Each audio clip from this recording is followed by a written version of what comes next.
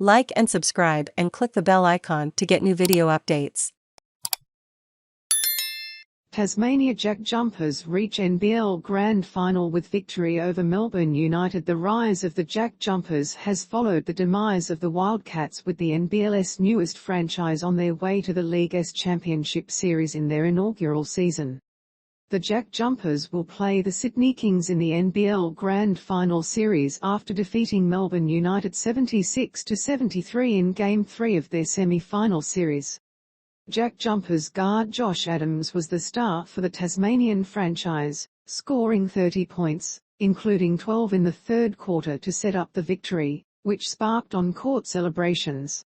Adams said his side would try to remain level-headed as they seek a piece of NBL history against the Kings. "We're on top of the world right now," Adams said. "This is a surreal feeling, especially to do it here against the reigning champions."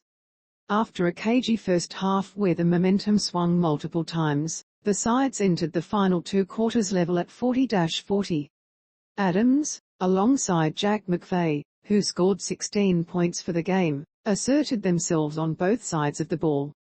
For Melbourne, Shea Ili led the scoring with 18 points, while Lual, Acuil Jr. and Jack White contributed with 16 and 14 points respectively.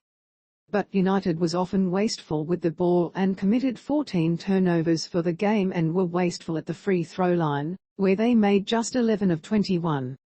Their form beyond the arc just as poor, as they went 6 for 29 on three-point attempts.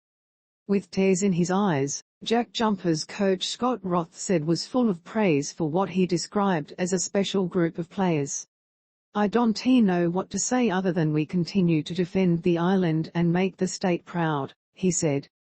The JackJumpers were arguably lucky to have made it this far when in their last regular season game they needed to defeat United, and have the Perth Wildcats lose to South Melbourne and fail to make the NBL playoffs for the first time in 35 years.